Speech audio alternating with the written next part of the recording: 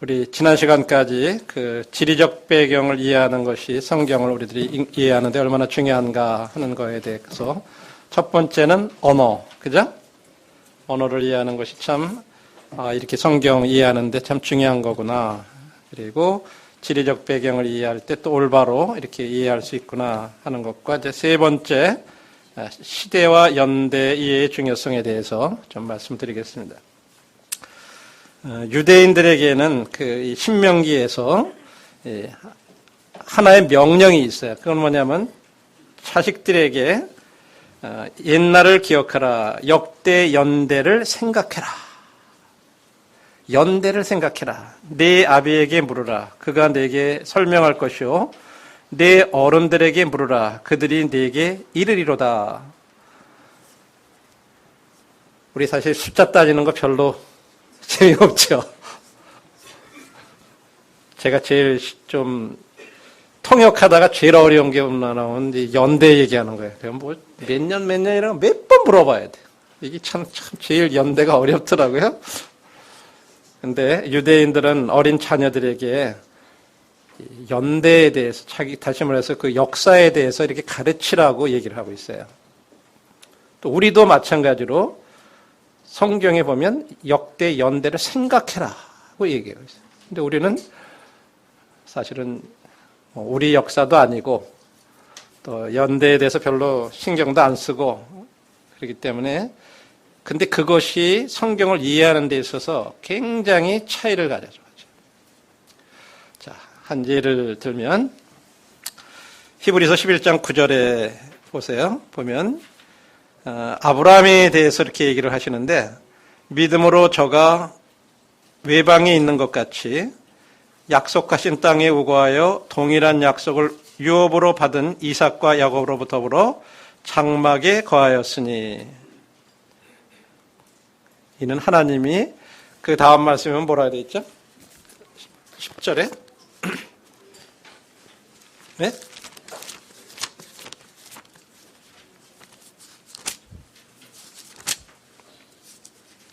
이는 하나님이 경영하시고 지으실 터가 있는 성을 받았음이니라. 질문을 이제 거기 보면 아브라함과 이삭과 야곱이 이 말씀을 볼 때 장막에 거했다는 말은 뭐 실제적으로 이렇게 함께 더불어서 장막에 거했다는 의미인가 아니면 하나님이 상징적으로 하나님의 약속대로 집을 짓지 않고 대를 이어 그냥 장막에 거했다는 의미인가? 하나님이 약속하신 성을 바라다 보고 하나님이 경영하시고 지으실 터가 있는 성을 바라다 보면서 이렇게 이 장막에 거했던 건가? 어느 게 맞을까요? 네? 특별히 거기 더불어라고 하는 단어가 있죠. 함께, 그죠? 아브라함과 이삭과 야곱이 함께 장막에 거했다. 그랬을까요?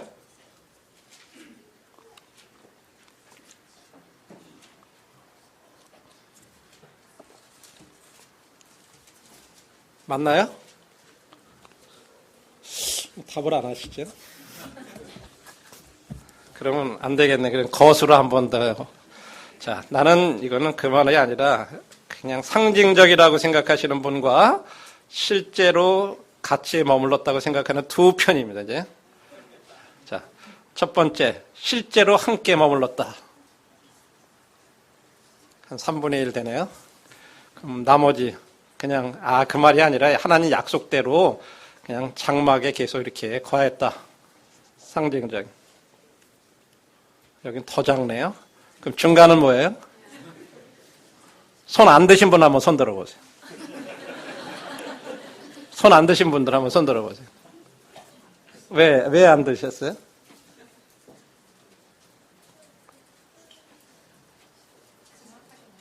정확하게 몰라서. 예? 상징적인 것 같은데 정확하지 않아서. 자, 이런 거에 대해서도 우리가 연대라든지 이런 거 생각을 안 하면 사실은 그냥 하나님 말씀에 따라서 그들은 계속해서 장막에 이렇게 거하면서 나그네로서 살아갔었다라고 하는 그런 말이 아닌가. 그렇게도 이해가 돼요. 그죠? 그런데 실제적으로 아브라함과 이삭과 야곱의 아브라함이 몇 세 때 야곱이 태어났냐면 160세 때 태어났어요. 이삭을 100세에 낳았거든요. 그죠? 그러면 이삭이 결혼한 지 40살에 결혼을 해가지고 20살인가? 이렇게 해가지고 이제 60세 때 야곱을 낳았어요. 그리고 아브라함은 175세를 향수하고 죽었더라. 이렇게.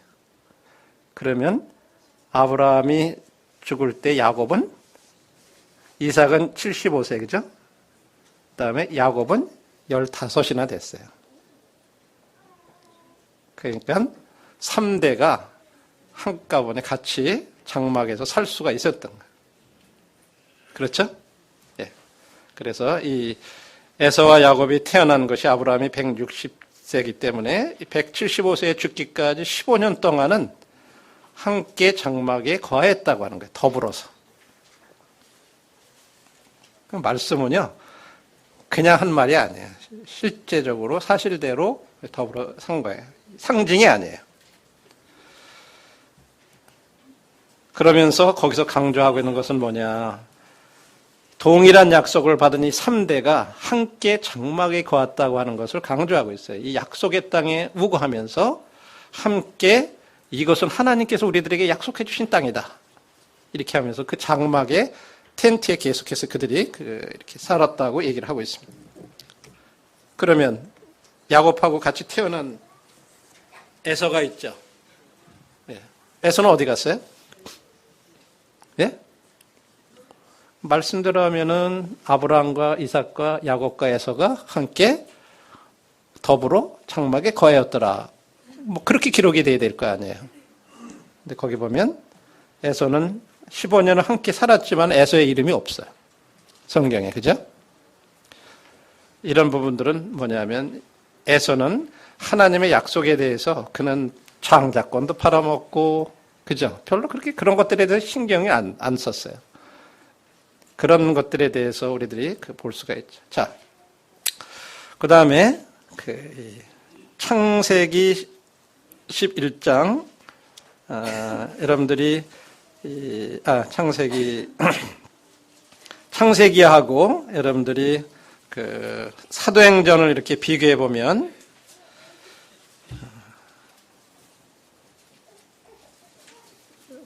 창세기 11장 32절에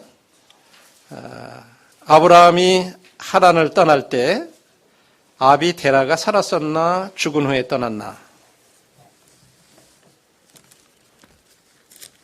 뭐라고 돼 있죠?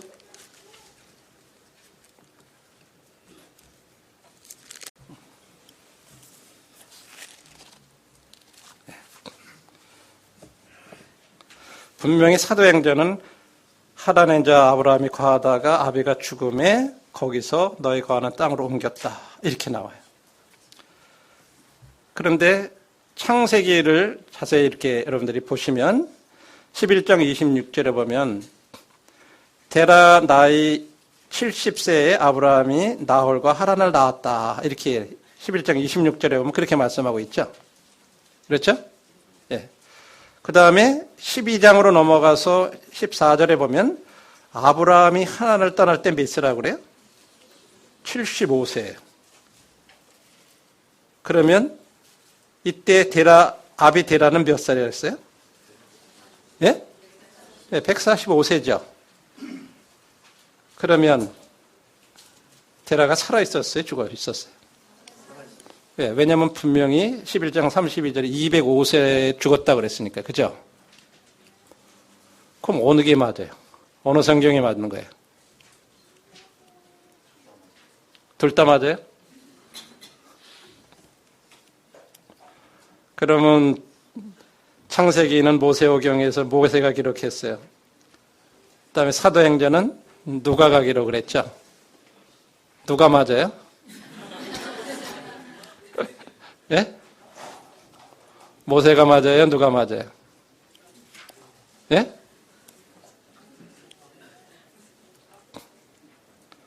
분명히 사도행전에서는 그렇게 죽은 다음에 떠났다 그래요. 그죠? 근데 창세기는 기록으로 나이를 따져보면 분명히 살아있어요. 그럼 이런 것들을 어떻게 해결하겠어요? 이게 사실은 연대를 생각하지 않으면 여기에 대해서도 전혀 문제 삼지 않았던, 뭐 생각하지도 않았던 문제들이에요. 그죠? 예.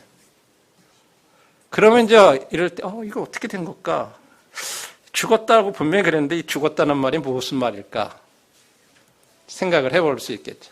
근데 같은 맥락의 말이 디모데전서 5장 6절에 보면 이 디모데전서 5장에 보면 과부를 공개하는 거에 대해서 이렇게 얘기할 때 그 과부의 기준에 대해서 어떤 과부들은 일락을 좋아하는 자는 살았으나 죽었다라고 말할 때 이 죽었다라고 하는 단어가 이 드네스코라는 그런 단어가 사용이 됐는데 여기는 실제적으로 이 과부들이 죽은 과부들이 아니잖아요. 그죠?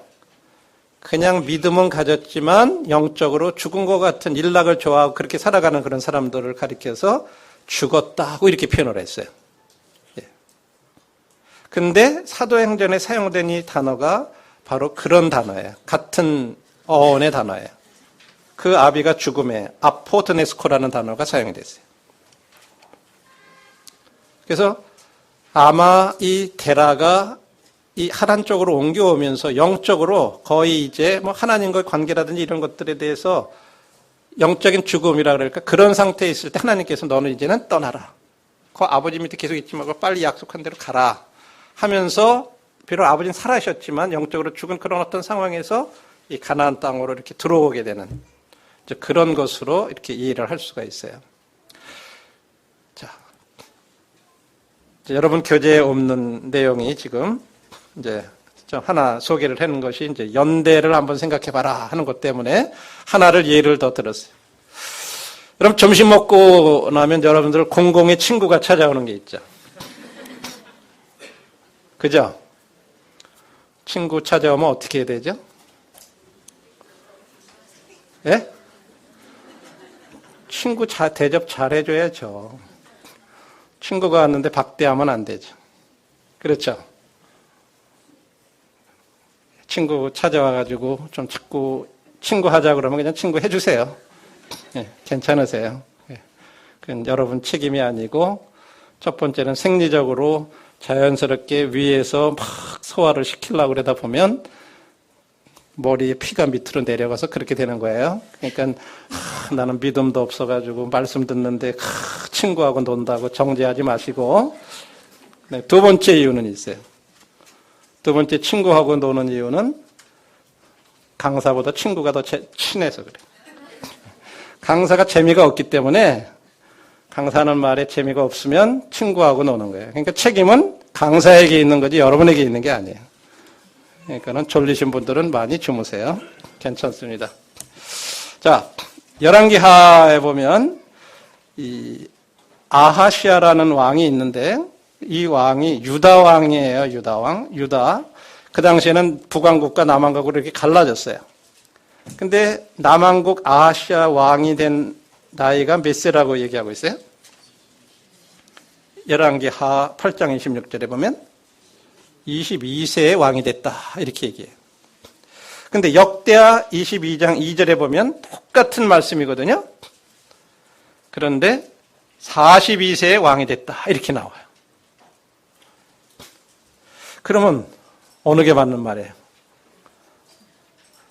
지금까지 생각 안 해보셨으니까 모르겠지만은 이 성경이 왜 똑같은 사건인데 한 사람은 왜 22에 됐다고 그러고 하나는 42세에 됐다. 근데 여러분들이 문맥으로다가 이렇게 찾아보면요. 역대하 21장에 보면 그 아버지 여호람이 40세까지 왕노릇하다가 마지막에 보면 막 그 창자가 빠져나와서 죽었다고 그렇게 돼 있죠. 어떤 중병을 앓다가 2년을 앓다가 죽었다고 이렇게 돼 있어요. 그러면 아버지가 40년밖에 못 살았는데 42세의 왕이 될 수가 있어요? 예? 그건 안 맞죠. 그죠? 아버지는 40까지밖에 못 사셨어요. 근데 아들은 42의 왕이 될 수 있어요? 그렇기 때문에 아마도 앞부분에 말한 22세가 이렇게 왕이 되었을 것이 확실한데, 이런 것들도 이제 좀 추적을 해서 따져가다 보면, 이 아하시아는 남유다의 6대 왕이에요. 그래서 22세에 왕이 돼가지고 1년간 통치하다가 엄마가, 아달랴가 이제 대신 이렇게 왕비가, 엄마가 아니죠. 왕비가 이렇게 이제 이 왕 노릇하죠. 그 내용을 보면 아버지가 이제 여호람이었고 어머니는 아달랴예요. 그리고 아달랴의 엄마는 또 이사벨이라고 하는 북왕국에, 그러니까 남왕국하고 북왕국에 이렇게 하고 이렇게 정략 결혼처럼 한 거예요. 그 당시에 이스라엘 왕은 요람이라고 하는 이 남왕국의 여호람과 같은 이름처럼 되는데 요람이 있고 그 다음에 이유가 이렇게 연결돼서 왕이 되는데, 유다의 4대 왕 여호사밧, 그다음 이스라엘의 아합, 그리고 저쪽 시돈에 이렇게 엘바달이라는 왕들이 있었는데, 유다의 여호사밧 왕 아들이 여호람이었고, 이스라엘에도 또 아하시아라는 왕이 있었지만 이 남왕국의 아하시아하고 다른 사람이에요. 같은 이름이지만. 그래서 이 여호람하고 이스라엘의 아합의 이 자식들인데 이 딸이 아달랴예요. 근데 여호람하고 아달랴를 갖다가요, 일찌감치 어떻게 보면 왕이 되기도 전에 결혼을 시켜버려요. 그래서 거기서 난 자식이 아하시아예요. 네.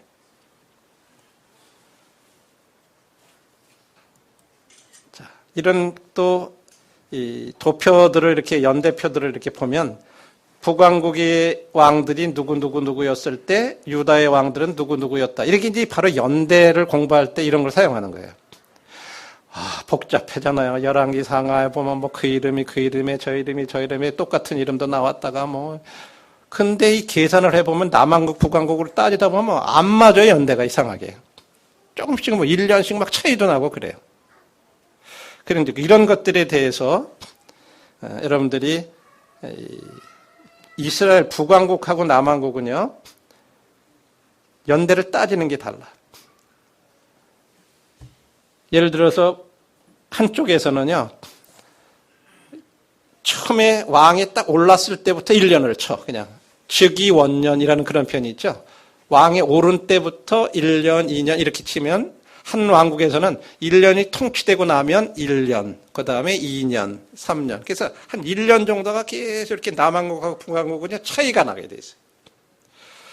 이런 부분들을, 그리고 유대인들은 그래요. 예를 들어서 1년이 지나고 하루가 지났어도 2년이야. 그게, 우리도 물론 그렇게 연수로 따지면 그렇게 살 수 있잖아요. 그런 개념들이 있어요. 하루도 마찬가지예요.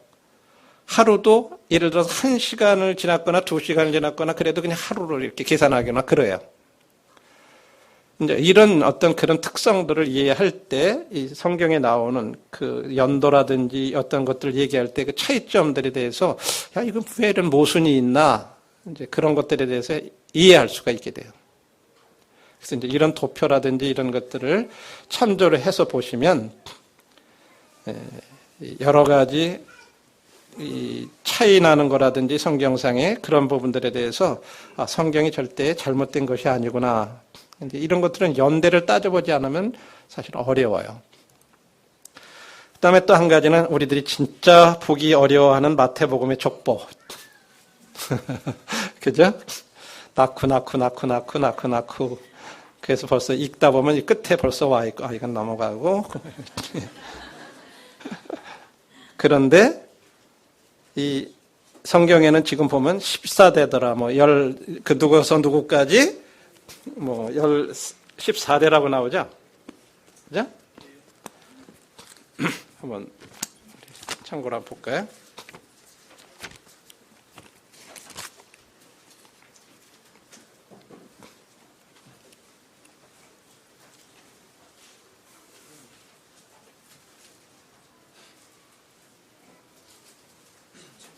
네.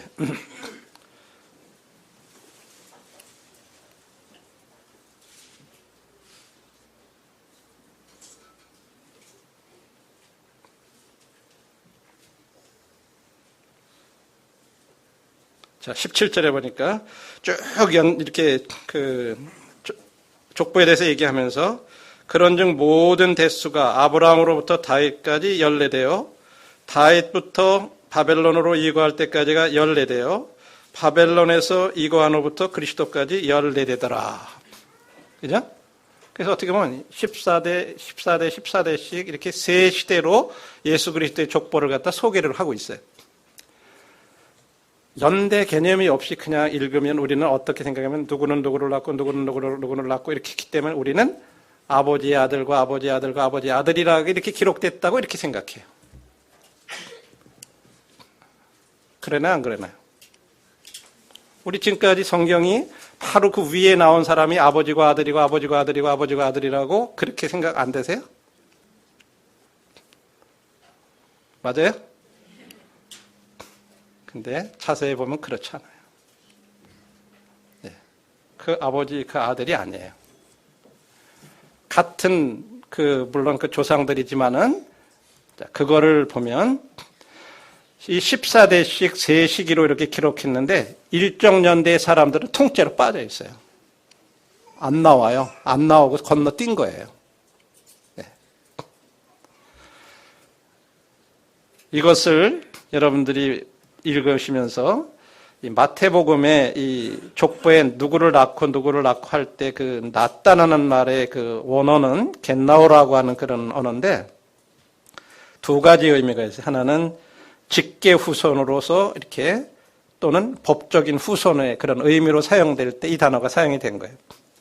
그래서 겟나오는 어머니에 의한 출산을 설명하는 단어로서 부자 관계를 나타낼 때 사용을 했어요, 원래. 그래서 우리가 생각하는 그런 어머니, 아버지, 어머니, 아버지 이런 개념인데 사실은 직계 후손 또는 법적 후손에 대해서 사용하기도 한 그런 단어예요. 자, 이건 그냥 참고로 알아보시고 그러면 이 계복 가운데 기록되지 않는 세대가 있다고 그랬는데 그게 어느 세대인지 그 시대에는 어떤 일이 있었는지 이런 걸 보면요.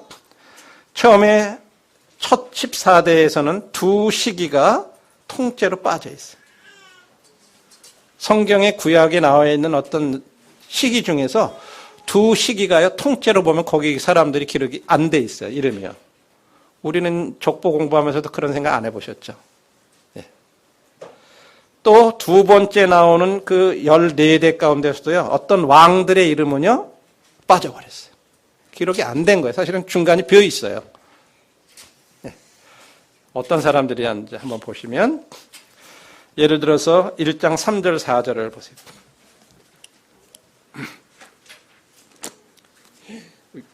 종이 좀 주실래요?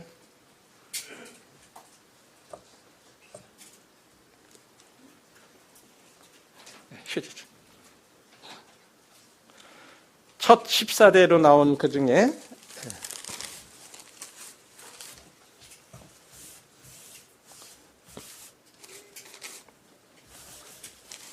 1장 3절 4절을 먼저 이렇게 이해를 해보면요. 자, 유다는 다말에게서 베레스와 세라를 낳고 베레스는 헤스론을 낳고 헤스론은 람을 낳고 람은 아비나답을 낳고 아미나답은 나손을 낳고 나손은 살몬을 낳고 이렇게 나오죠. 자, 여기서 우리는 그냥 보통 생각하기를 베레스가 아버지고 헤스론이 아들이고 그 다음에 아들이 람이고 그 다음에 아들이 아미나답이고 그 다음에 아들이 나손이고 그 다음에 아들이 나살몬이고 이렇게 생각하는 거죠. 그렇죠? 그런데 이 람하고 아비나답은요 아버지와 아들이 아니에요. 그걸 어떻게 알 수 있을까요? 람은 애굽으로 다 야곱의 가족이 이렇게 내려갔을 때 그때 그 야곱의 가족 중에 한 사람이에요. 자, 나중에 한번 찾아볼게요. 아미나답은요, 나중에 애굽에서 430년 있다가 출애굽했을 때 낳은 사람이에요. 그때 사람이에요. 그렇기 때문에 람하고 아미나답 사이에는요 400년 이상의 출애굽 기간이 빠져 있어요. 네. 우리 그런 생각 못 해보셨죠? 그렇죠? 네. 그리고 여기 나와 있는 이 연대에 대해서 언제 애굽으로 내려갔는지, 그 다음에 그런 것들에 대해서 여기 1876년대라고 이렇게 추정한 근거, 그런 것들이 어디서 있는 건지 잠깐 그런 것들을 보면요. 자, 열왕기상 6장 1절을 한번 보세요. 열왕기상 6장 1절. 자, 거기 교재에 나오니까 시간 관계상 바로 읽고 하죠. 이스라엘 자손이 애굽 땅에서 나온 지 480년이요. 솔로몬이 이스라엘의 왕이 된 지 4년 15월 곧 2월에 솔로몬이 여호와를 위하여 전 건축하기를 시작하였더라. 솔로몬이 성전 건축을 한 때가 애굽에서 나온 지 480년 4월 되던 해다. 이렇게 얘기해요. 그죠? 근데 우리가 역사상이나 문헌상으로 솔로몬이 왕이 된 것이 언제냐면 주전 970년이에요. 그러면 4년 왕이 되고 나서 4년 후에 성전을 건축했다고 그랬잖아요. 그죠? 그러니까는 언제 건축한 거예요? BC 966년에 성전을 건축한 게 돼요. 그죠? 예. 출애굽 후, 자, 그러면 출애굽 한 때로부터 480년이 되던 해에 성전을 건축했다. 이렇게 얘기하고 있죠. 그죠? 그러면 996년에 성전을 건축한 데로부터 거꾸로 가면 되죠. 그죠? 480년으로. 그래야 그때 출애굽한 거니까.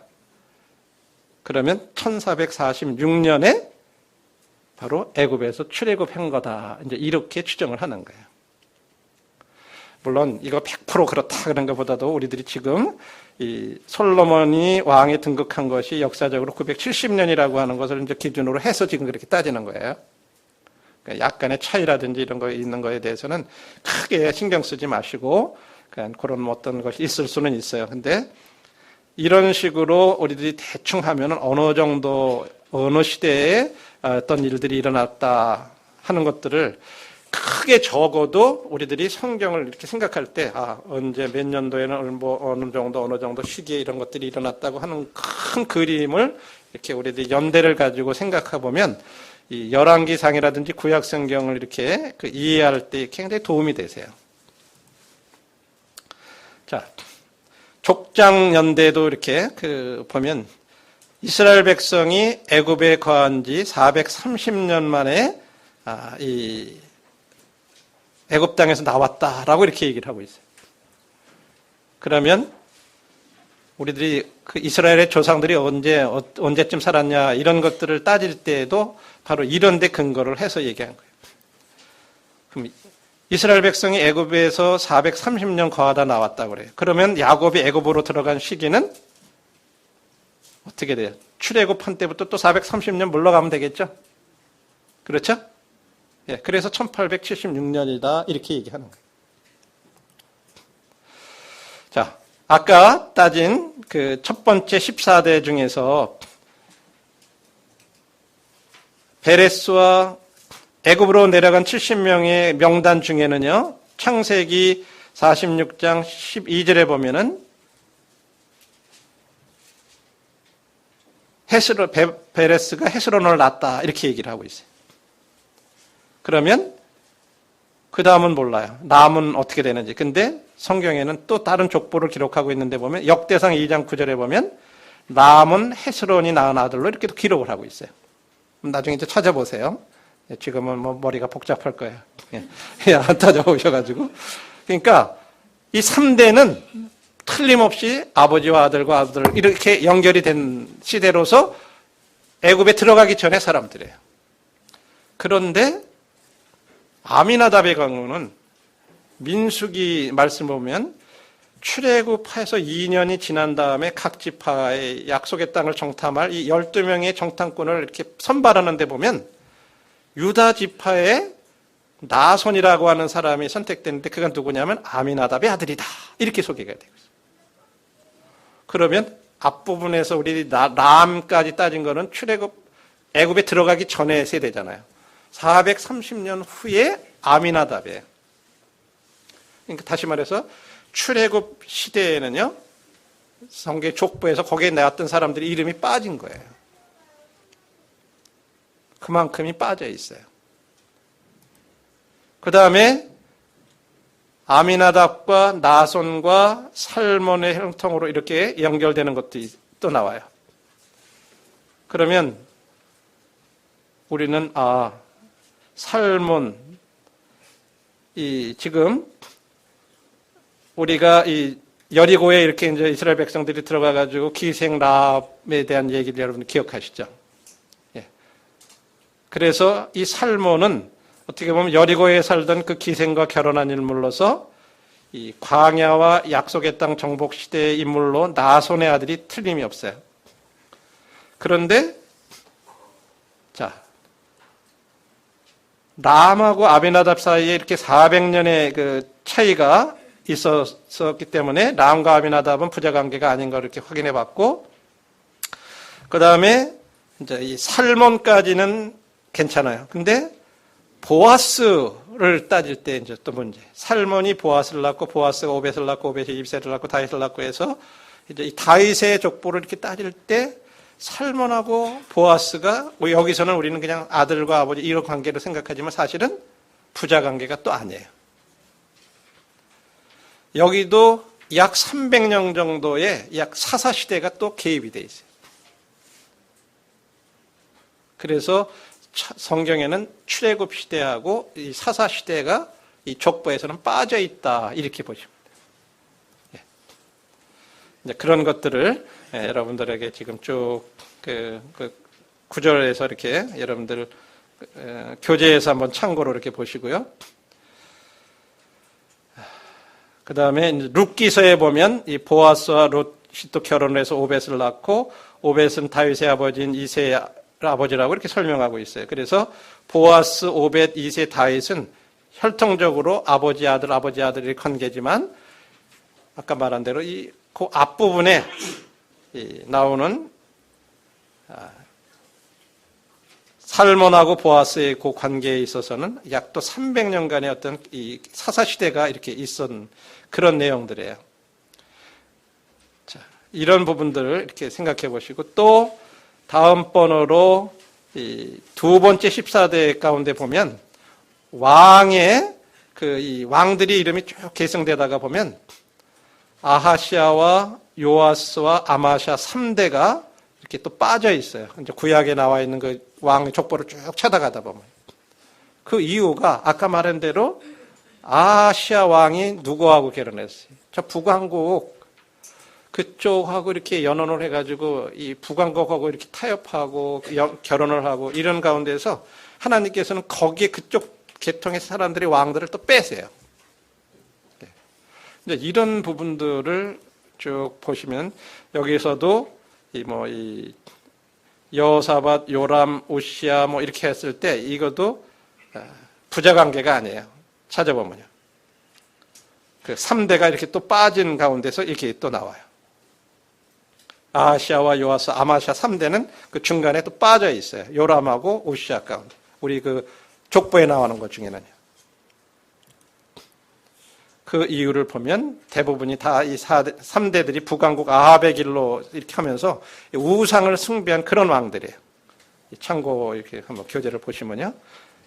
네. 그래서 이 세 왕은 혈통적으로 아버지를 이어서 왕은 됐지만 예수님 계보에서는 빠져 있어요. 그래서 마태복음 1장에서 이런 걸 통해서 우리에게 보여주고자 하는 게 뭐냐면 계보라는 게 무조건 혈통으로만 연결되는 게 아니고 여기서 나오는 마태복음 1장의 계보가 혈육의 계보가 아니라 어떤 신앙적인 계보다 하는 것을 말해주고 있어요.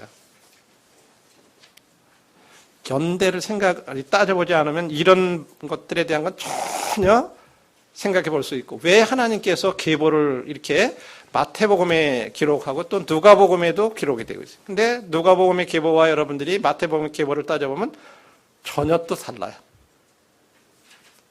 마태복음에는 요셉의 계보예요.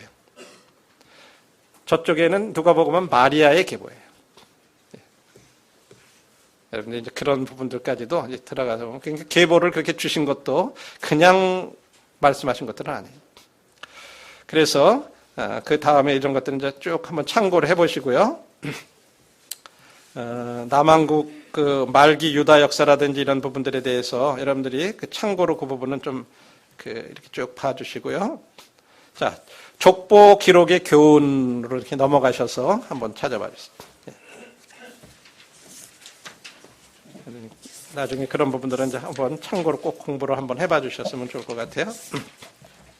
자, 몇 쪽이냐면 42쪽에 보면 여러분 교재 42쪽에 족보 기록의 교훈이 나오죠.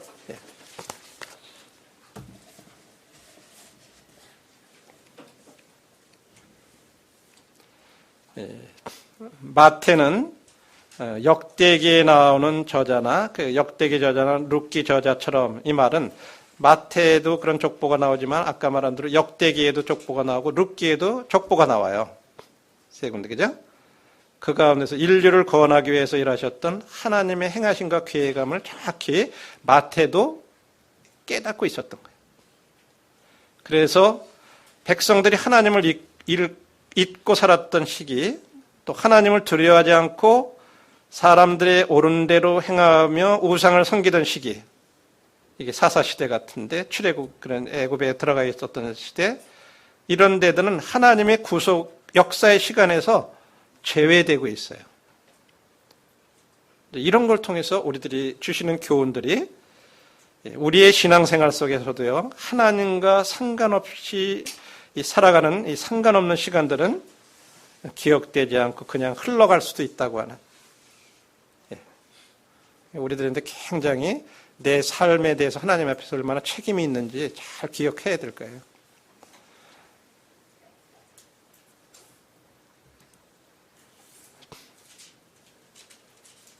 그리고 이 성경은 그냥 도덕적으로 살아가기 위함이나 혹은 이스라엘 왕들과 백성들의 삶을 그냥 기록해 놓은 그런 책이 아니라 하나님의 구속사역의 계획과 행하심을 기록한 책이다 하는 것을 이 족보를 통해서 우리들이 교훈을 받을 수가 있죠.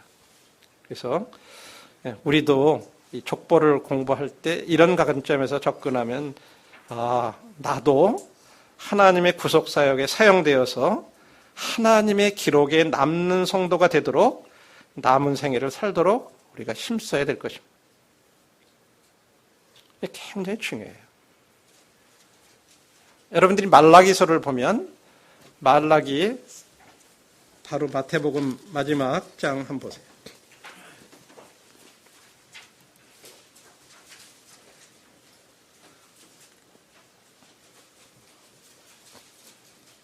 (16절입니다) 16절.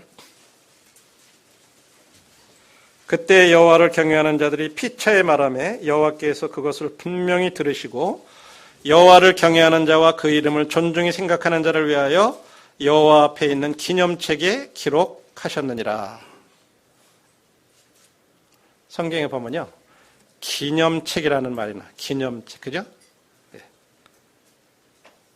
영어 성경에는 NIV에는 뭐라 그랬냐면 스크롤 오브 리멤버런스라 그래서 이제 기억하는 두루마리다 뭐 이런 식으로 이제 표현이 돼 있는데, 말라기 당시의 시대의 사람들이 하나님을 말로다가 막 괴롭게 많이 해드렸어요. 그 앞부분에 보면 바로 그런 말이 나와요.